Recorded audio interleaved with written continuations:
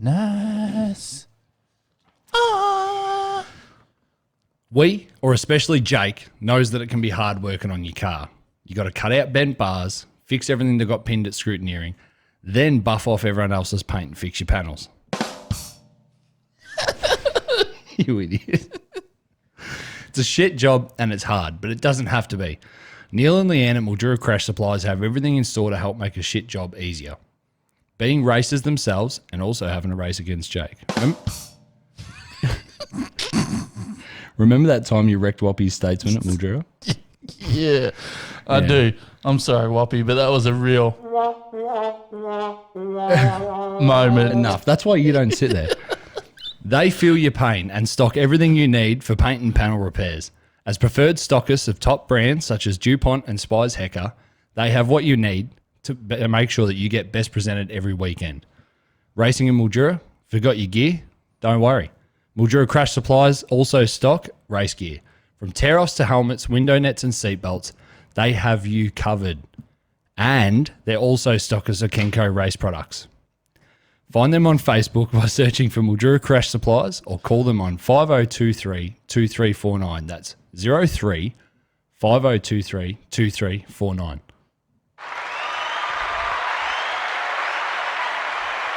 Thank you, Jake. All your Kenco products as well? I said that. Oh, cool. Jesus.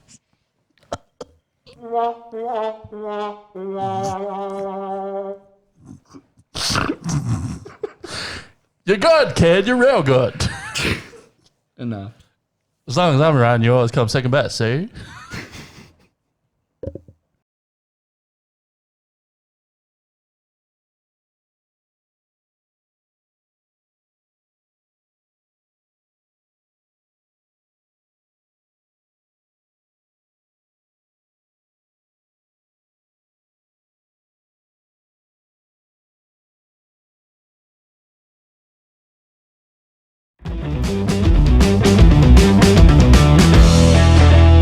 That works. We're live.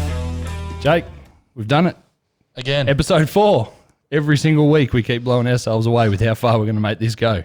Yeah, views are going pretty good. I'm actually pretty surprised. I tipped 50 per episode. You tipped 100. So Views. yeah, And we've well and truly blown that out of the water. So thank you for everybody who's jumped on board, supported it, watched the episodes. We know they're long. That's been a big feedback is that it's an hour. I don't have an... You can watch NCIS for an hour. If you want to watch us, you can. The beauty of it is it's YouTube. Get out of it. Close it. When you come back, it's exactly where you're up to. yeah, that's right. And I've been a massive fan of podcasts, and you as have you. So we watch a few, and most of them go for an hour. But we have been talking about maybe cutting them up, but we'll see how we go. Yeah. This one here, we're just going to go as long as it takes, pretty much, because we've got a lot of input from the fans, as we call them. Yeah, The black flaggers. yeah, the black flaggers. So we've got a lot of questions. We're trying to put them into some of asking the same question. So we've grouped them up and stuff like that. But we're trying to get everyone's questions answered. It's been pretty exciting getting this organised with the SSA and stuff. So Yeah, it has been. I'm pretty pumped. So that's what we're going to talk about. In the first episode, which we never really expected more than 30 people to actually see, we spoke about it would be good to have the opportunity to ask particular questions to a governing body.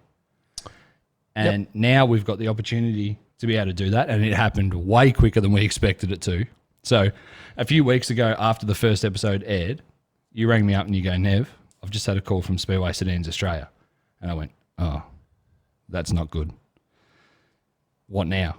Expecting that they were probably saying, boys, that doesn't follow proto. You're out. Instead, they turned around and said, we like the platform.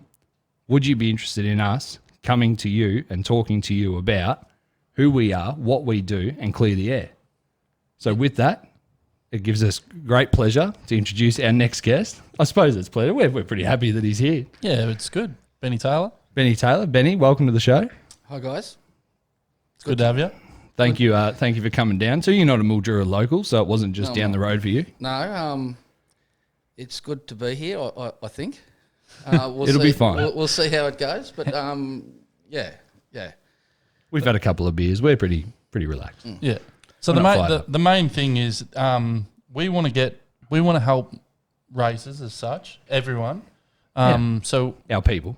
yeah, and we get a lot of people. I get a lot of people asking me as someone who will speak up. I get a lot of people coming to me asking me to find out, or they'll come and give me their feedback, hoping that I would do something about it. So it's good now that we've got a platform, which is which is good for us, but dangerous for others. But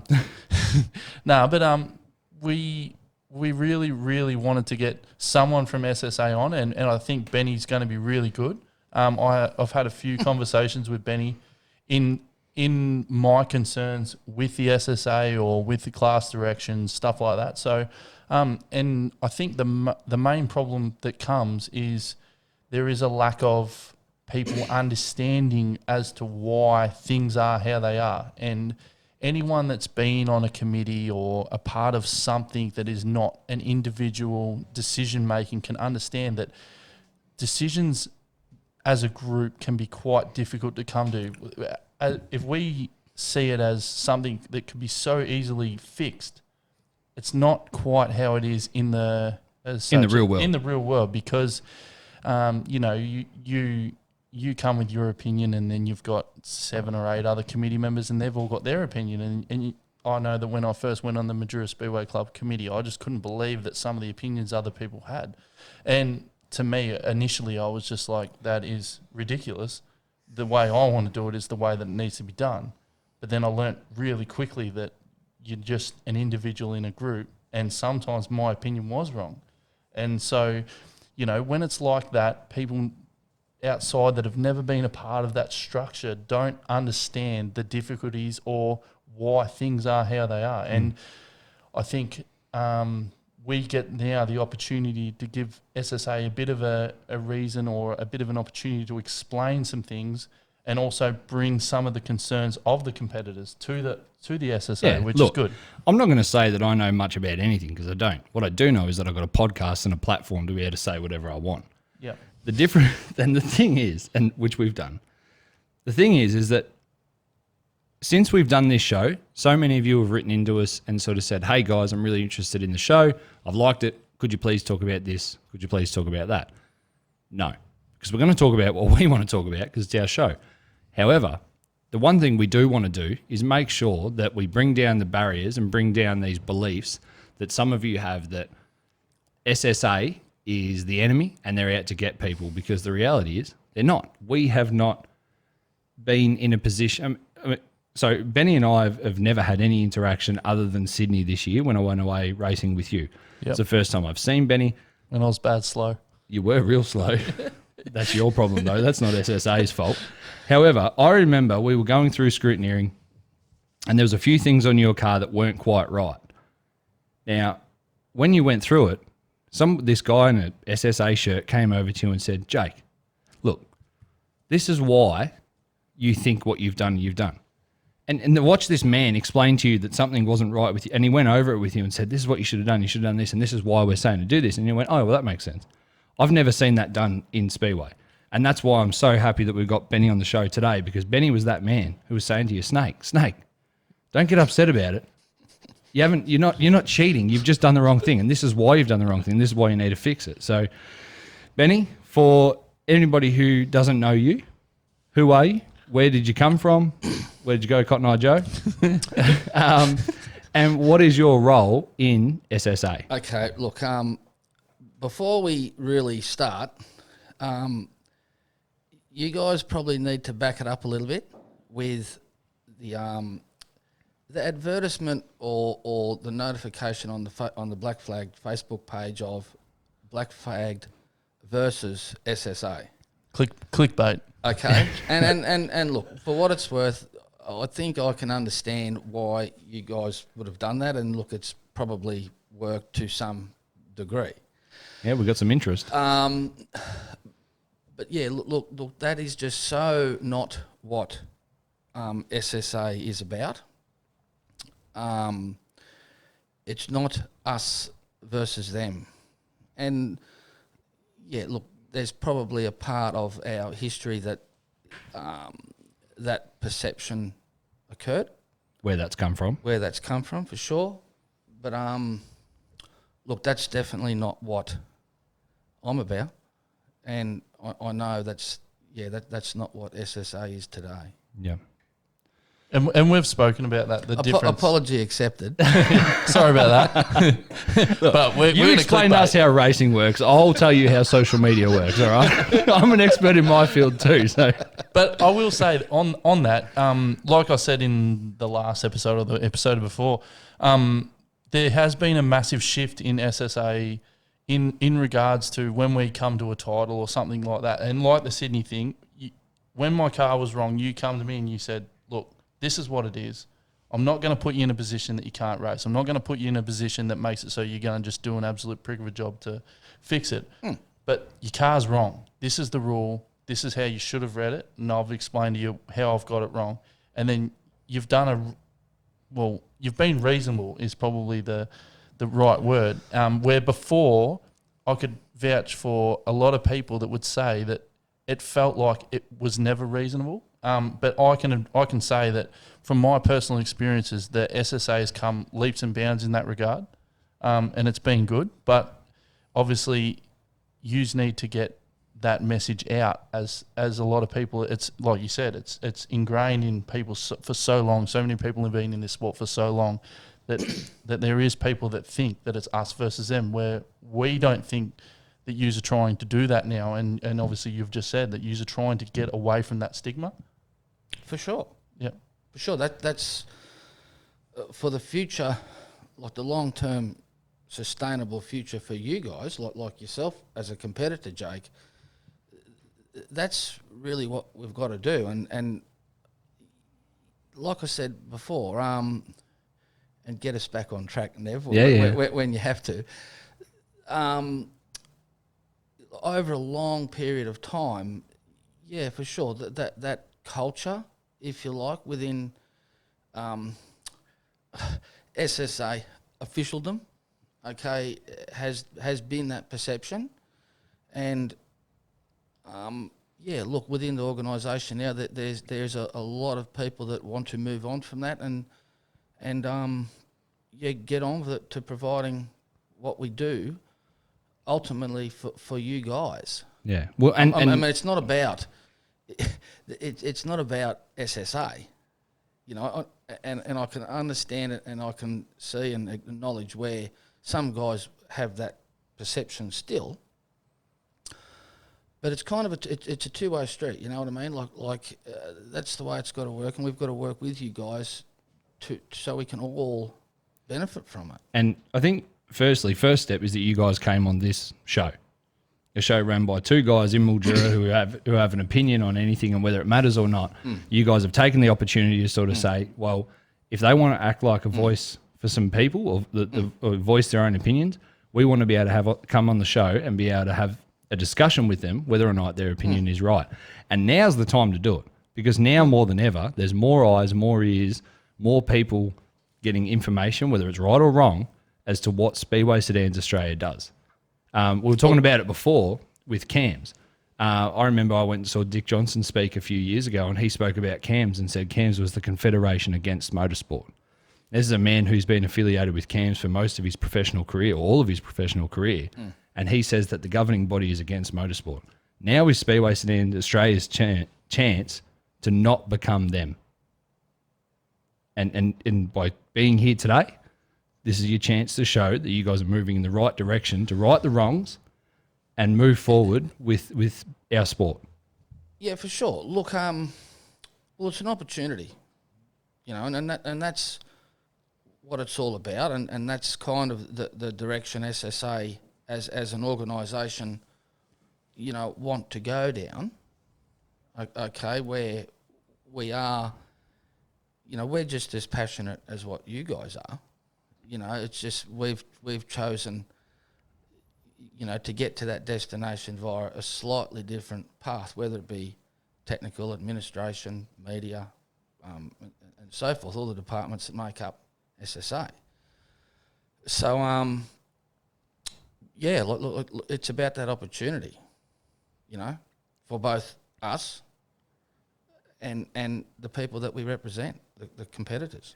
So before we dive into the SSA, who are you? Who's Benny Taylor? Okay, look, my role, well, the hat, I guess I wear for SSA is, wear a couple of hats actually. Is National Technical Committee Chairman, which sometimes I hear people refer to as my role as National Technical Director. That there is no technical director. Okay, there hasn't been for years. I basically direct traffic through all the CTAC subcommittees, state technical guys, that sort of thing. So, look, technically in that role, I don't get a say. I collate, distribute where I have to, direct traffic. So you're like the president of a club in a such where you don't have Kind the of vote, joke, but yeah. you have a deciding vote almost. Kind of joke, yeah. Yeah. Along with that, and I've got to,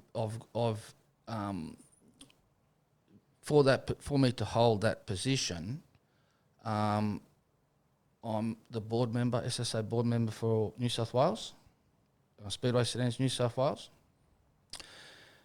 and I'm also the production sedan CTAC chairman, which collates, presents stuff to technical committee that I chair. Which can you've got to kind of remember which hat you have on at the time. Yep. But yeah, so that's sort of where I'm from.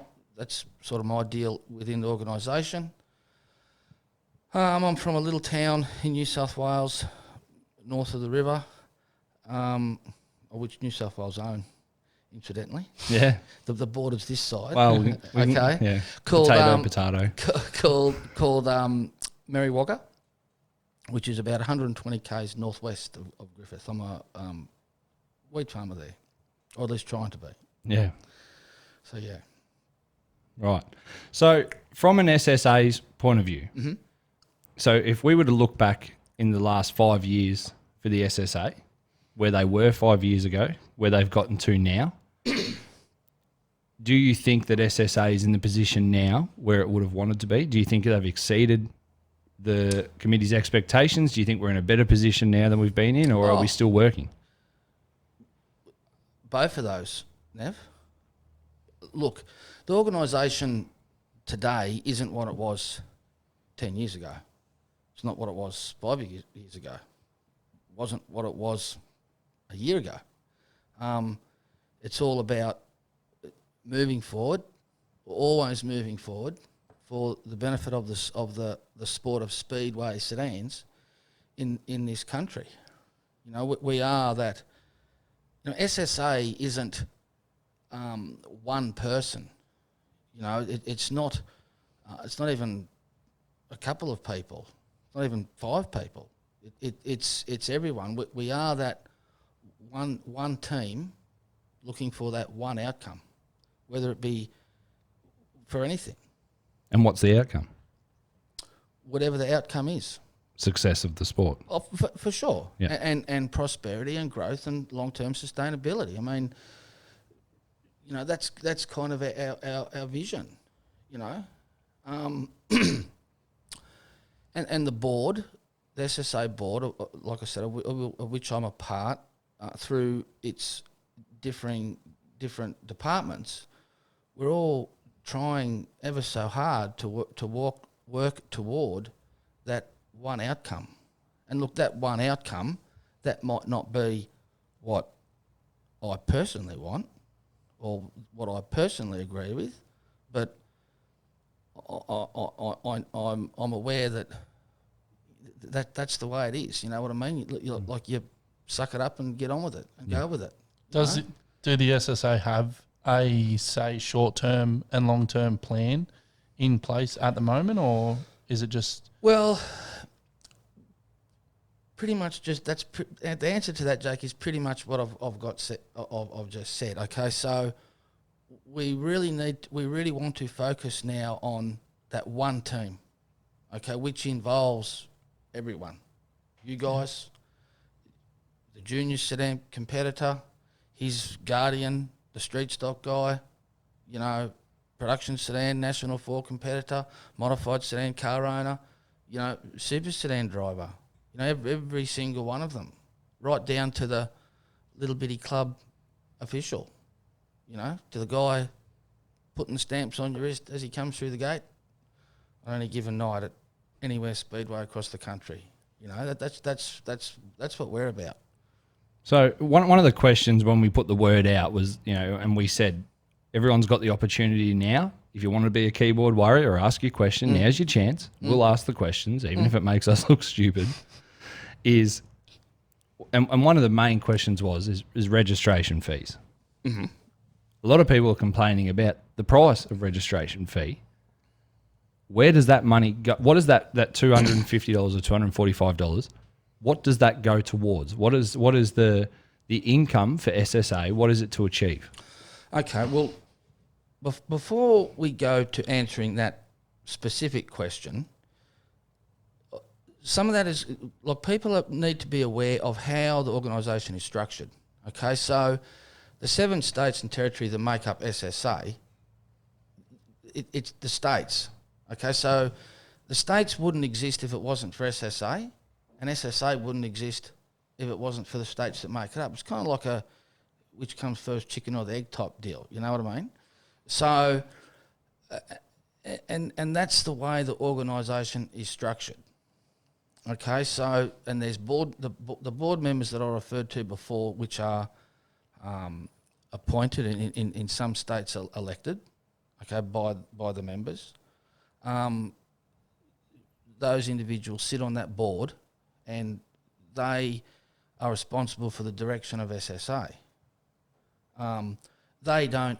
The board doesn't make override decisions from the various departments. Okay, so, you know, at annual general every year, or at respective board meetings throughout the year, those recommendations come from the various departments, whether it be administration through the state secretaries that make up that department, if you like, the stewards, okay, the individual state chief steward, technical, the individual state technical representatives, media, titles, that, and the board taking those recommendations and formalise it, put it in place, make it happen.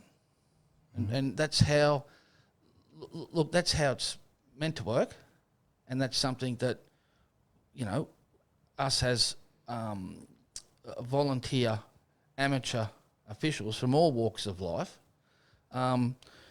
that's what we strive to do. Yeah, look, sometimes it's hard. It's very hard. But yeah, that's what makes us up. That's what we're trying to achieve here. Mm-hmm.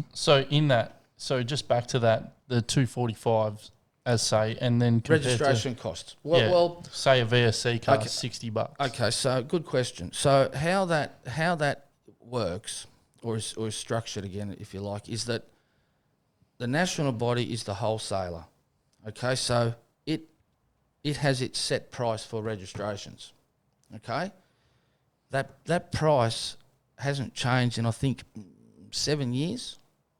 Okay, so they sell those registrations or logbooks and decals to the individual states that make up SSA, and then so the states become the retailer to send them to provide registrations to those members in those states. That's why there are differing prices from state to state across the country. So okay, so when people question the fact that well, a New South Wales rego is dearer or cheaper or whatever than a rego for the exact same car in the exact same class, how can that be? That's SSA's fault. Well, it's not really SSA's fault because the national body, they're the wholesaler.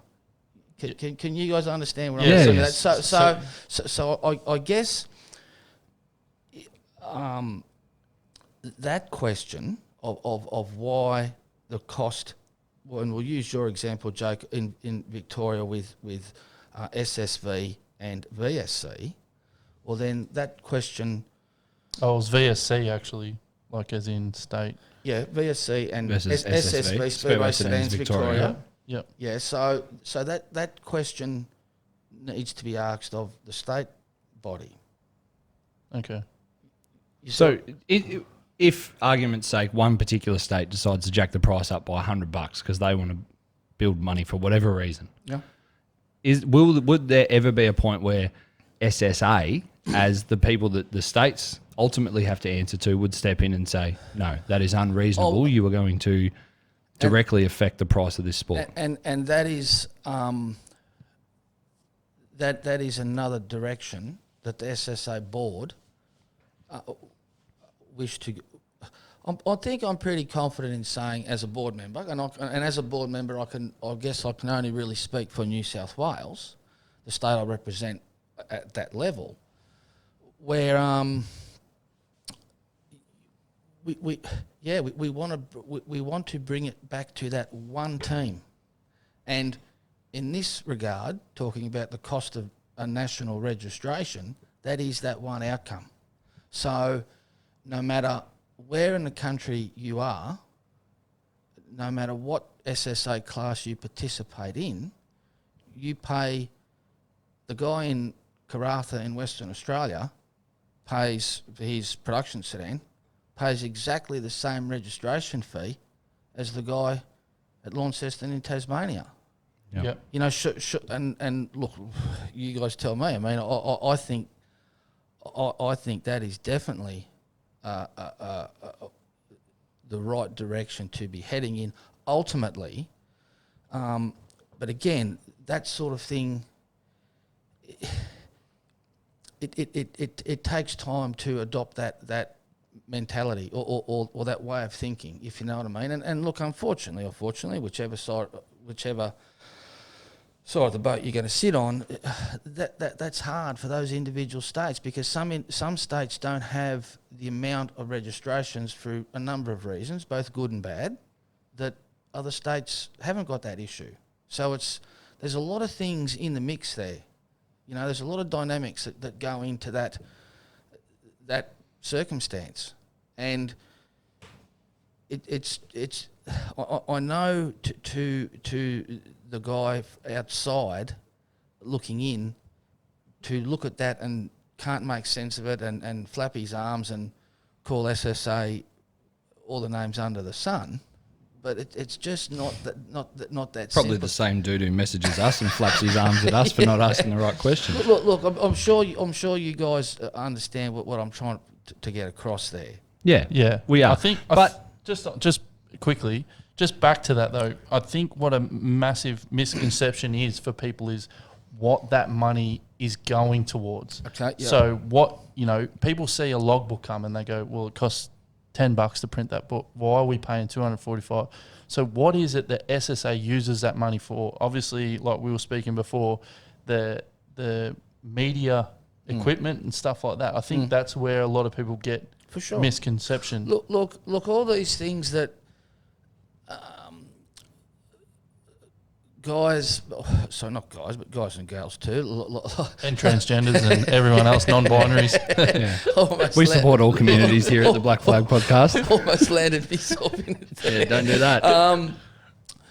Look, all the things that people seemingly take for granted, that's where that goes. Like things like a daily updated national website, things like online specifications, things like live streaming, national titles, all that sort of thing. Those things don't just materialise. You know, they have to be paid for. You know, so there has to be some stream of income So those things can actually materialise. Yeah. And happen. And look, I get guys, people ask me or tell me all the time, oh look, that live streaming, the free live streaming, I might add, okay, that free live streaming that you guys do, look, that's one thing SSA are doing right. Well, how do you think it remains free? You know what I mean? Someone still has to pay for. Correct. And this would be SSA my word. pay for that. Like just to answer Jake's question in totality, they're the things where that money goes to. And again, in regard to the cost of the wholesale SSA registration, that price hasn't changed. Look, don't quote me, but it's 7 years at least. So that's part of our ongoing work that we need to undertake, is keeping those costs low. We can't. Well, I guess we could, and we can as a board action that all states by this date will be a generic registration fee. You know, that's definitely something that the administration department of SSA, that's something that, yeah, they want to work on.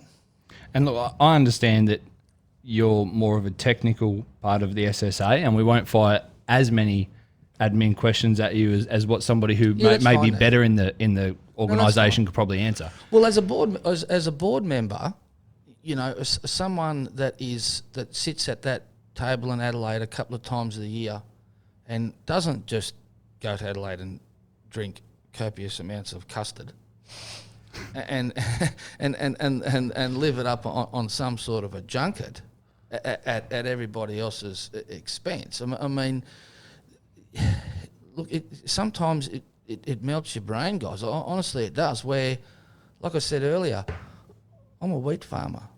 I'm the dumbest of the dumb. And as far as growing some food, so we've all got something to eat, I reckon I'm pretty good. But in this sort of thing, I'm not trained in any of this. I'm a volunteer that stuck his hand up and said, yeah, well, look, I'm not competing anymore. I'm going to put back in something to the sport that I'm passionate about and take on some sort of administration or official role. So what was the drive behind your decision to try and be involved with the SSA? Was it the fact that you saw something wrong with the rules and regulations? Was it the fact that you saw something wrong with the organisation? What was your ultimate motivation to turn around and say, because people don't just join the SSA and take on a huge amount of workload unless they're wanting to actually achieve something. Now, whether it's for personal gain or whether it's for greater gain, I'm pretty confident talking to you for the last hour before we got on the show that yours definitely isn't for personal gain. But what was your ultimate motivation to get involved in the SSA? Yeah, look, good question. Well, look, for me personally, I guess, those sort of things, I think it comes back to how you were raised. And, look, I can remember my father always sort of drilling into me through when I was younger, of course, and even still today, to be quite honest, that, you know, when you get out of something, you put back in. You know, like, say, for football, for instance, if you're not playing, well, get into coaching or get into administration with the local footy club, stuff like put back in what you've taken out. And I guess for me, and I come from a production sedan background. You raced? I did race, yeah. Yep. Well, yeah, I raced. I didn't just drive around. Paid your fees. I competed, Jake, yeah.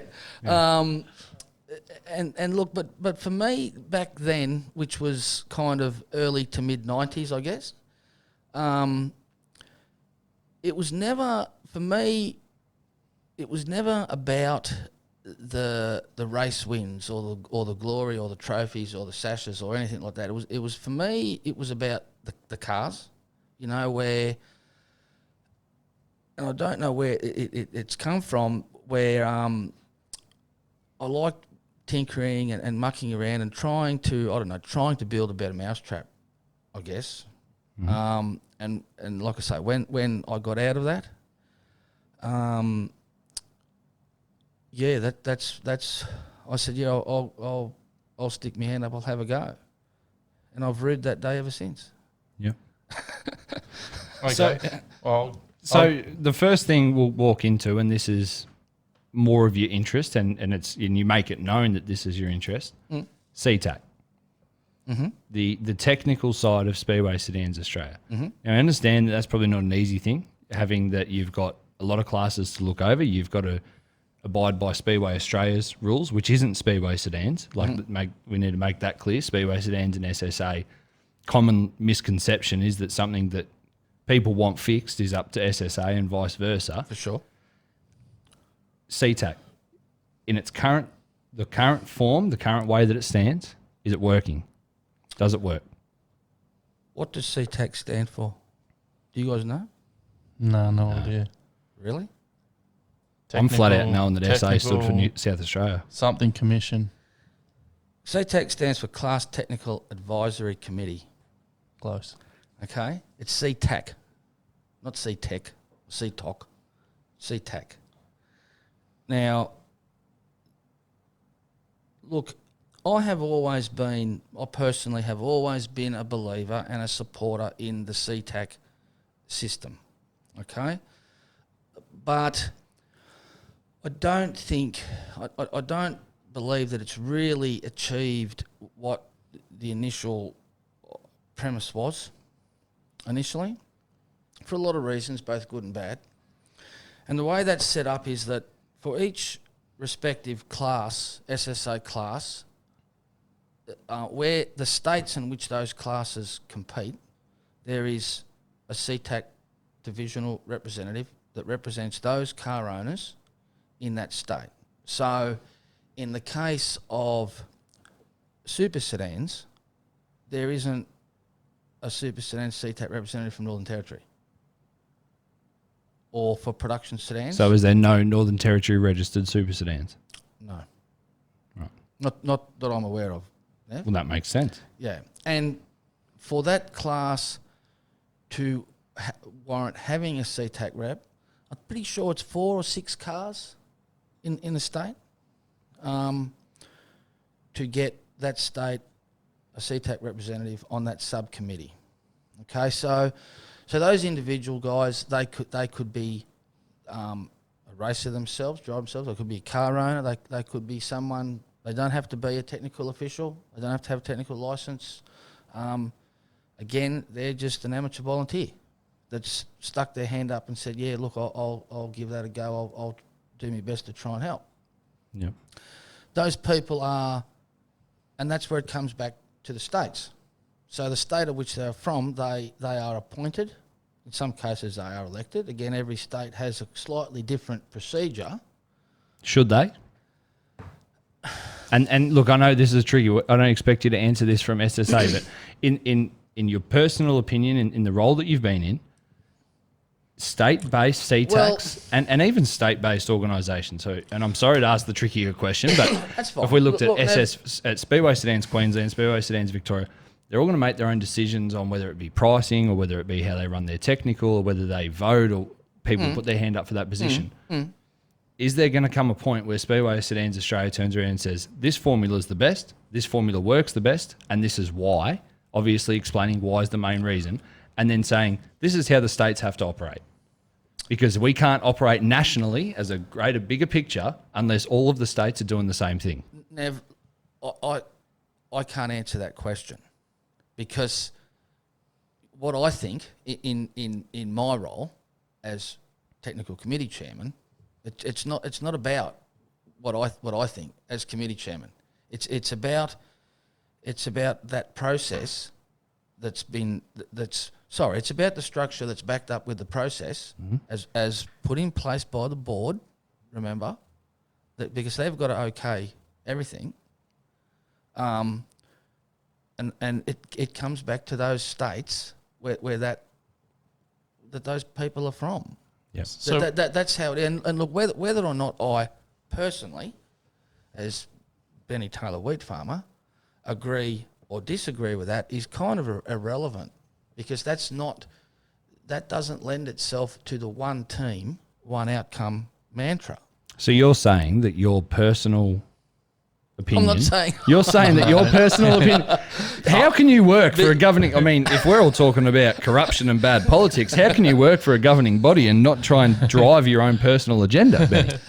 Are you sure you're meant to be with SSA if you're going to be so neutral? But well, look, it's not about being neutral. It's about for all these departments of SSA today, moving forward, it's about improving our decision-making processes so the right decision is made. And look, for sure, sometimes we're going to make mistakes.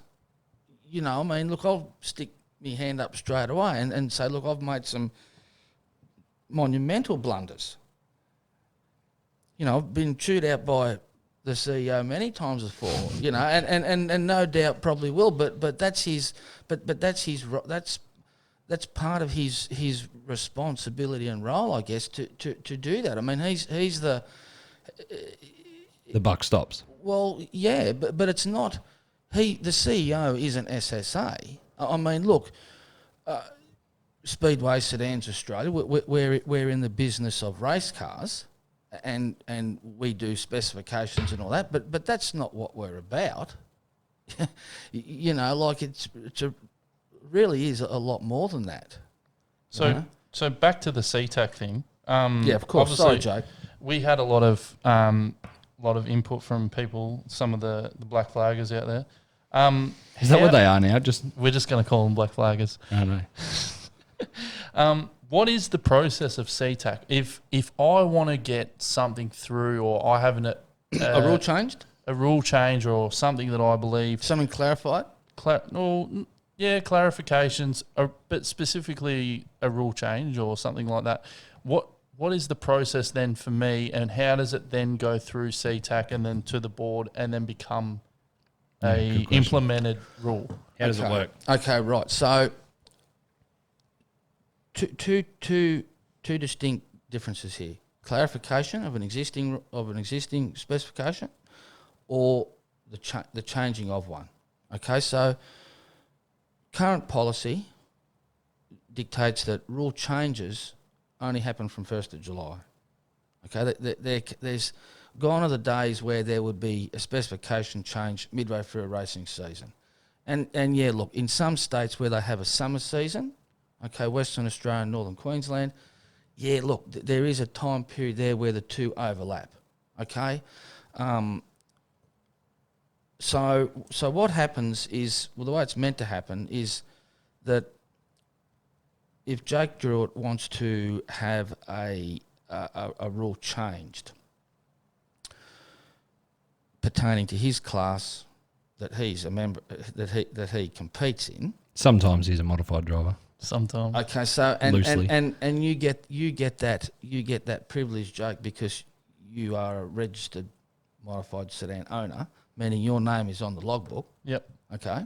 I hope so. You've paid your dues. You're a financial member of your local club.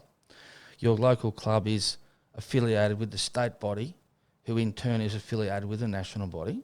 Okay. You go to your state-appointed, state-elected CTAC class representative. So in your case, being here in Victoria and modified sedan competitor, that's Grant Bird, Grubby, and Greg Atkins. Yep. You go to them with your rule change, written rule change, formalised via email, okay? And that's presented to them. Those CTAC reps then forward that correspondence to the CTAC chairman, who then distribute it to all CTAC reps in the country from the respective states that have that are operating that class. That proposed rule change is put to the drivers. They have their input. They get feedback. The reps can conduct driver meetings, to get a gauge on what the view is or whether they support the suggested rule change. Which we saw at Sydney this year. before the event when we opened the Yes. floor to the drivers? And Yes. The CTAC chairman, he collates that. He collates those responses within a given time frame that he sets. If it turns out that those members from the respective applicable states via their CTAC rep are in favour of the change and want that to go ahead, the chairman writes up clarification form or change of rule that is presented at the next technical conference, which is made up by the state technical representatives. So in Victoria's case, it's Colin Campton. The technical committee vote on it. They discuss it. If the technical committee aren't quite sure, okay, and they think, well, look, that kind of makes sense. Look, what Jake's saying, it's kind of got some merit and it's worth serious consideration. But look, we just before we go any further with this, we'd like a little bit more information. Well, then they send it back to CTAC. That's the way it works.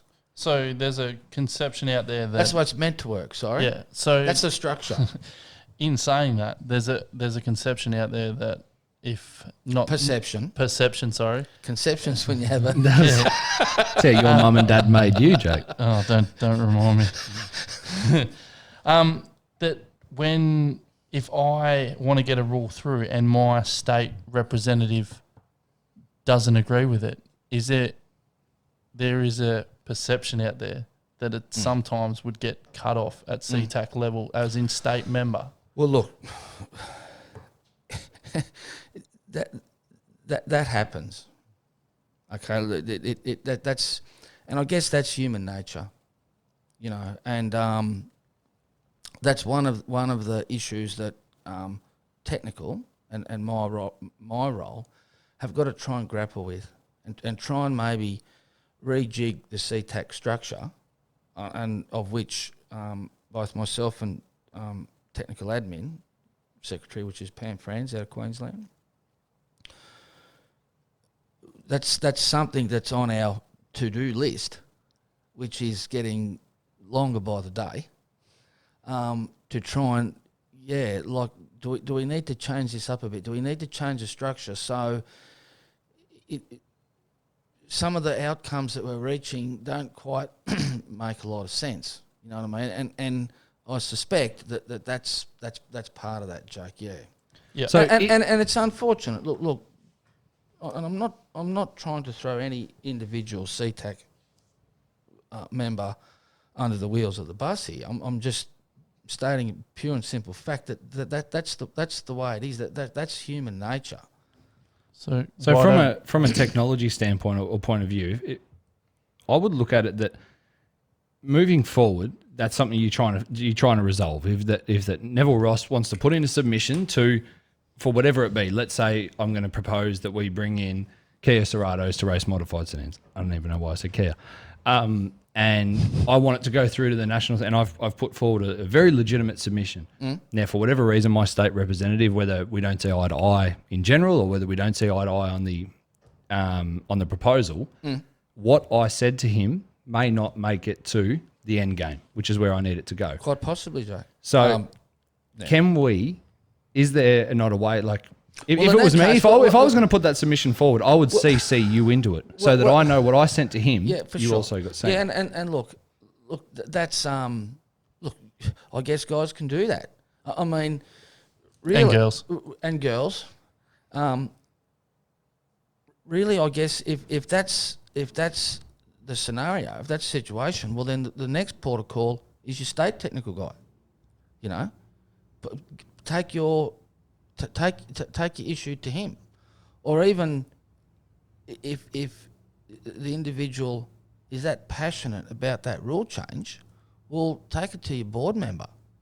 You know, and say, hang on, look, you're the state president / board member, and again, that's something that differs in every state too. You don't have to be the state president to be a board member, and every state varies somewhat in that. I'm not New South Wales state president. Yeah. from the board members. So take it to them. So look, I'm trying to follow process, but for some reason it doesn't seem to be getting anywhere. You know, the state executive or state committee that you head up and have put this person. Can you address this please? Yeah. You know, can you look into this? Like there's gates everywhere for people to open and use. So the opportunity is there. I suppose if somebody puts forward that submission, it would be nice for the person who put the submission forward, the competitor or the car owner, whomever it may be, to see that email chain, to know that when I sent that submission forward, it went to my representative, and then I know that communication between, say, whomever my state representative is and the next person, whether Campo or yourself or whoever, to actually see that what I said has then made it forward to the next set of eyes. I don't need to be involved in the discussion from them as the technical committee, because that's why they're in that position. But it would just be nice to know that the person who at the end game, who I wanted that submission to get to anyway, has actually seen what I submitted. For sure. And then if there was a suggested change, bring that suggested change back to me, because I'm the one who submitted it in the first place. Yeah, absolutely. Yeah. Yeah, because like just on that, with something that's happened recently with the Burt Box submission was originally rejected, and a letter of rejection was sent to the person who put it in. Correct. And they've kicked up a bit of a thing Bit of dust. over the fact that it didn't go to the drivers and stuff like that. So since then, it's actually been put to the drivers a lot more and stuff like that. So is that from the outside looking in, everyone sort of believes that was one person making the decision on everyone else's behalf. That's how it sort of come across, and that's where a lot of I feel the frustration comes from some competitors who are trying to, in their vision, move the sport forward. It might not be the right decision. It could be it could not be, but you know, everyone probably needs to be heard, and that's for where sure, Joe. For sure, mate. And look, again, that scenario comes back to the one team, one outcome. Yeah. You know, and it's not about. I think in that case that it wasn't about the initial outcome. It was about how the outcome was reached. Yeah. Which is why it was sent around the block again. Yeah, which was the right thing to do, I think. Correct. But also just on that, with the CTAC and when it comes to a decision, obviously with I'll just talk about modifieds because that's what I know about. Victoria is a strong state for modifieds. Queensland's a strong state for modifieds. Tassie's got a few numbers. Do we have this? Is it a No. driver's vote? No. It goes No. on a delegation system as such? Because one state may have 50 modified sedans versus one state that's got 3, for example, that's not 50 versus 3. Yeah. It's the state, because that's the structure. Yeah. So Because like I said, like I mentioned at the start, is that it's the states that make up that structure that is SSA. Yeah. So is that something that probably should be looked at? If a stronger state it's only the same say as a state that's got a few cars, like you said, a 6 cars, is it? 6 minimum? Yeah. Yeah. Yep. So if one state has 100 and one has 6, shouldn't the state with 100 cars have more of an input into the direction of that class? Well, due to those existing numbers, well, they do. Because the state those car owners within that state, you know, there should be 100 responses. Yeah, understand that. But I mean, at the end of the day, if regardless of how many there were, if the response was in the negative, one state, one vote. Yeah. So that's the structure. Look, if you're asking me, if do I think that should change, and do I think that the process should be that should a state like Queensland have more say in modified sedans than what South Australia has? No, definitely not. You don't think so? No, I don't.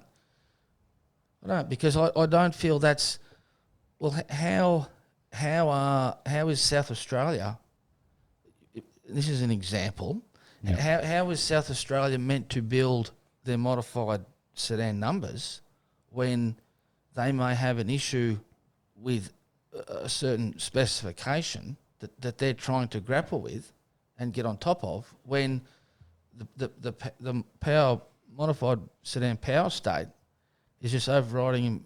That's not really. I don't think that's the way forward. But hey, look. Like I say, I'm just the chairman. I mean, it's not about what I think.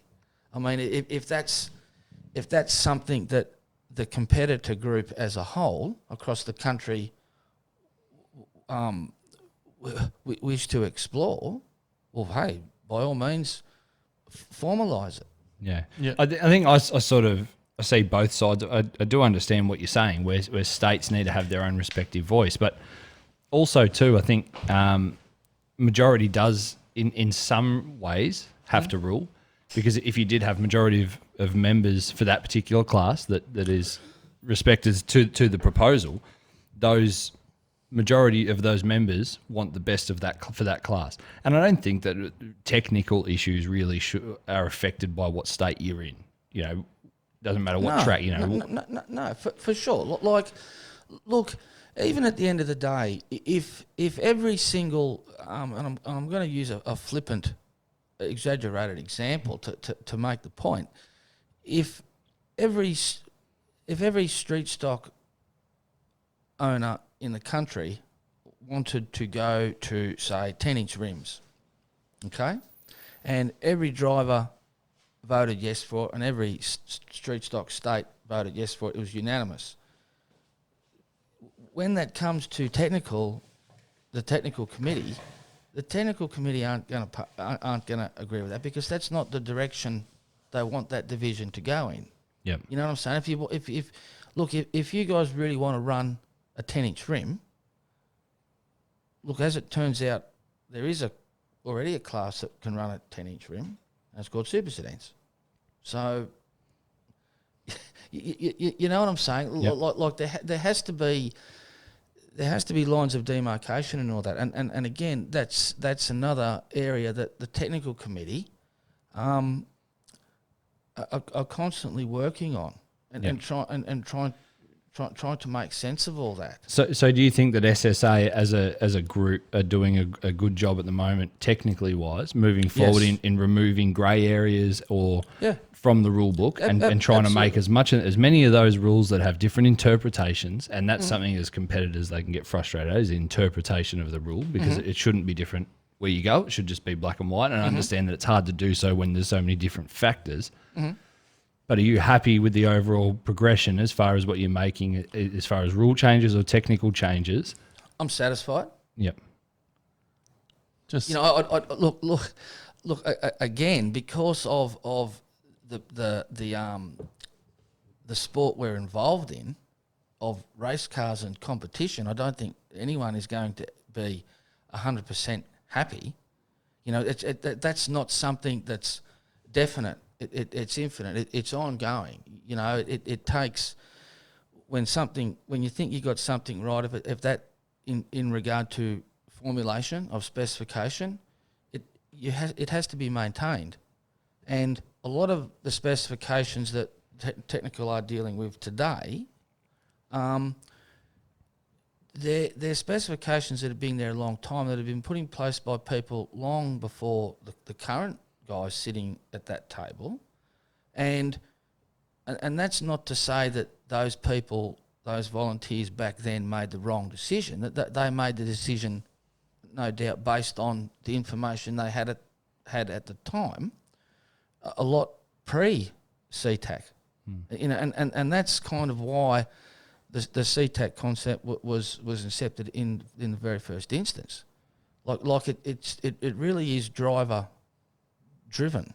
so Car owner driven, rather. So with the rule book, something that I pretty strongly believe in, with the grey areas and rules that are hard to interpret and stuff like that, How come we can't have more input from the driver and give it to, say, like I know Foley, and you know Foley pretty well. He can find areas in that book that he can and pick it apart. For sure. So why can't the SSA give that to 15 car builders or critical people who can then go through the book and give it back to you and say, this rule here, this is written that this, I can interpret it this way or that way, and get that input back from us? Because that is the role of CTAC.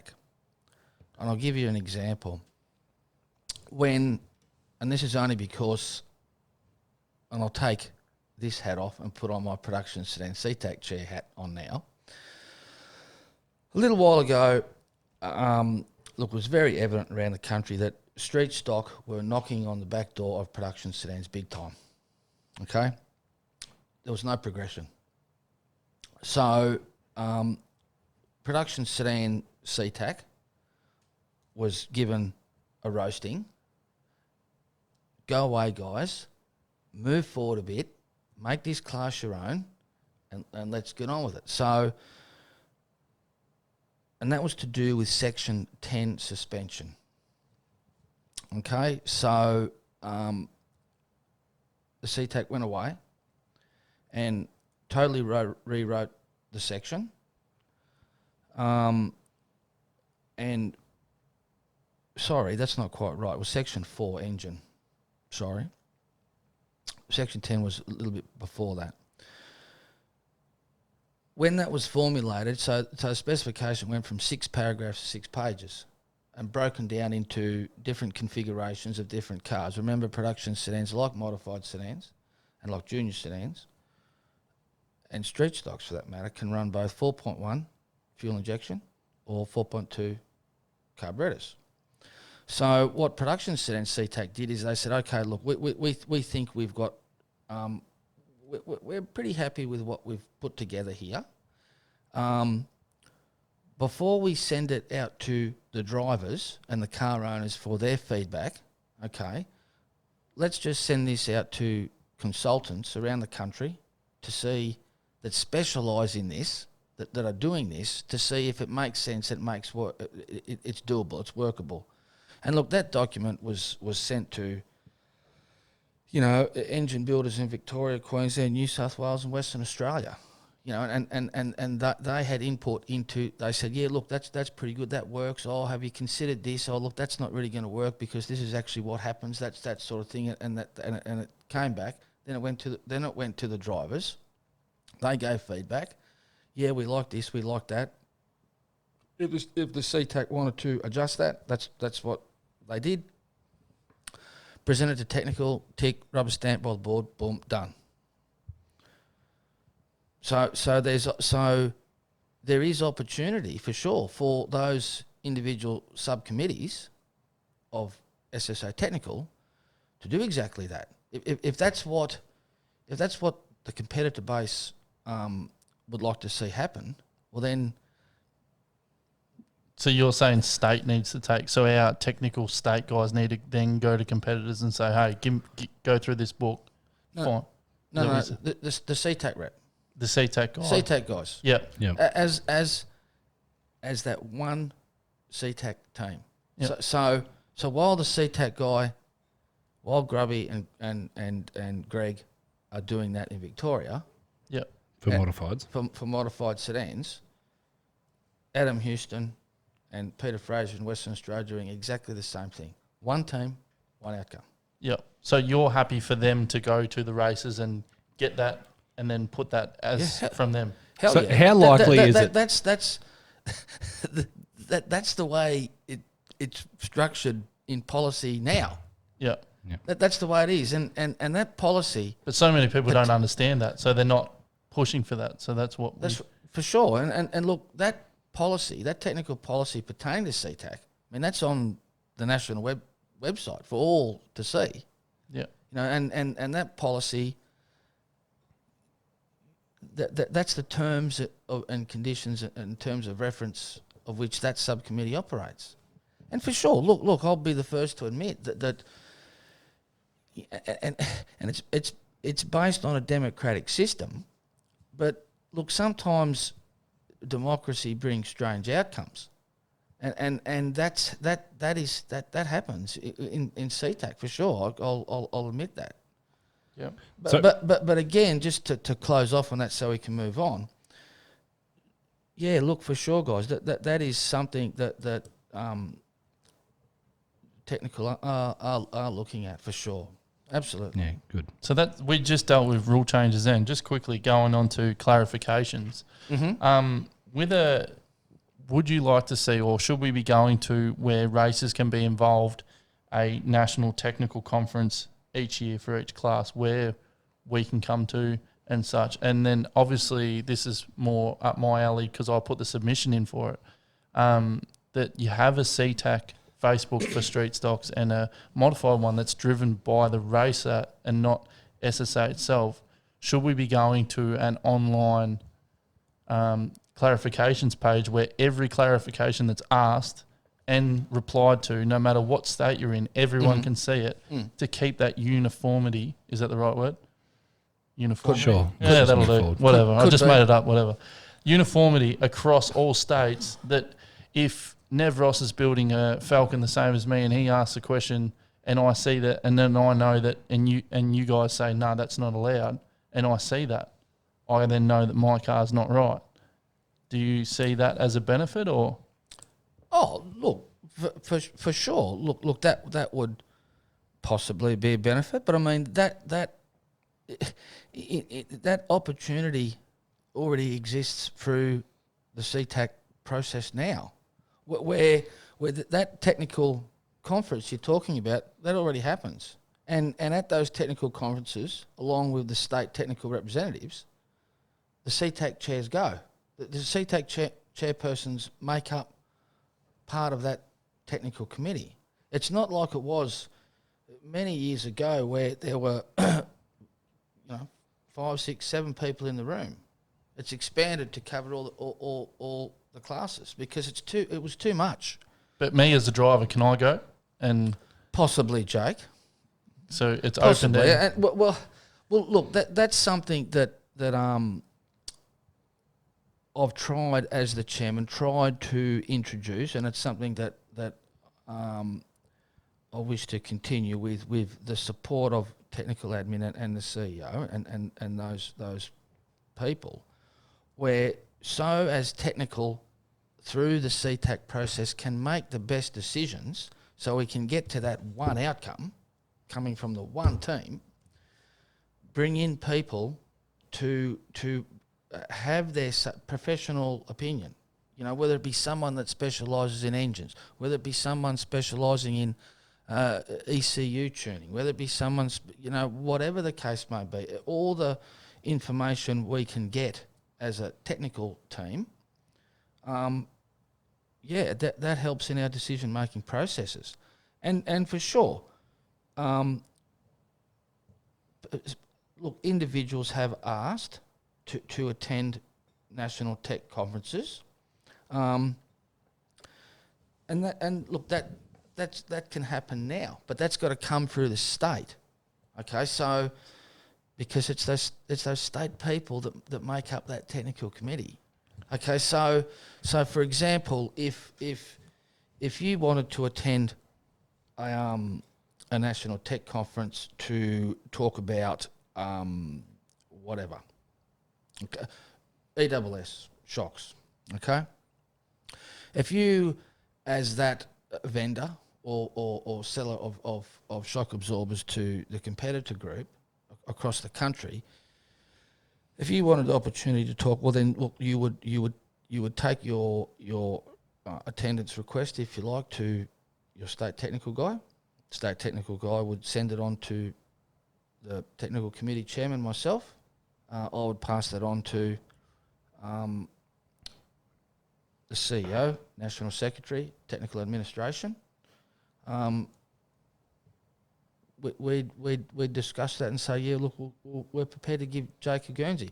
I'm not saying that we will do that, Jake. You don't want him there. and why we would ever say yes to that You'd eat all your beyond biscuits. me. But But yeah, look. don't you think those opportunities,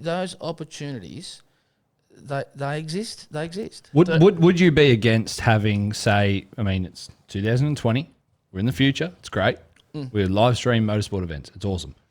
Would you be against the idea of maybe having a webcam, so not so much having an influx of car owners or competitors attend the technical meetings because it can often just cause debates and you stop it from moving forward? Would you be against a camera being set up with a live feed being set so that the people who are invested in that can watch it and be a part of it? Well, again, Nev, it's not about me. It's well, you're the chairman. You say whether or not. Well, yeah, I get some input into that, but ultimately that decision to involve that sort of a process is for the committee as a whole to make. Yep. And look, for what it's worth, I think that the technical committee would agree to explore that opportunity for sure. Yeah, why I think it'd be great. Why wouldn't we? Yeah. So, I think especially for competitors who weren't necessarily happy with the current state of their class or know that they've put in a submission and we're interested to see when that submission was tabled, to be able to actually sit and see the process that the national committee goes through to get to a final outcome. For sure. But couldn't we streamline this whole process of just having it open to everyone, as in SSA says the modified technical conference is at this place at this time. Everyone's welcome. If you have anything you want brought up, it must be tabled a week in advance, and then that gets given to you guys or you guys and girls. And then Jake, to answer that, sorry to cut you off, I can see where you're going with that.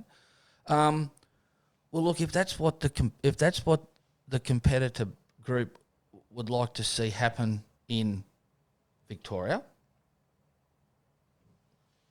get onto your CTAC reps. Yeah. So hey, listen, Grant and Greg, how about we get together and have an owners meeting? And I'm kind of I'm not scoffing at your idea, Jake. But I'm just that's the structure now. Yeah. That opportunity exists it's already in now, place, and it has done since CTAC's inception. But as a national body, can't we now have that vote or that thing where each competitor with it's so easy for the SSA to do? Can't we have that as in everyone? It appears easy to do, Jake. Oh, as in it's a lot easier now than what it has been in past. Can't we have like a survey of different questions as to a national online, like I said, that CTAC page on Facebook, I think is the answer to a lot of issues. The national conference and stuff like that as well. But can't we just have a yearly survey to see what the drivers want, instead of it being such a process of going through the state, through here, forwarding it to there? It doesn't go through the state. As in CTAC, I'm talking state CTAC. Okay, that's what I mean when I say state. Yeah, yeah.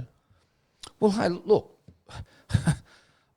anything's possible.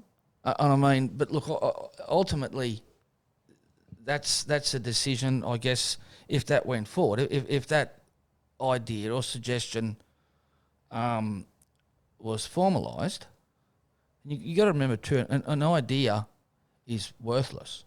It's the work that goes in after the idea that gives it its value. So if someone is that passionate about that and formalises it and it gets to the board, because I think that would be something, I'm sort of shooting from the hip here, that the board could be interested in seeing happen. Well, of course it's possible. Yeah, of course it's possible.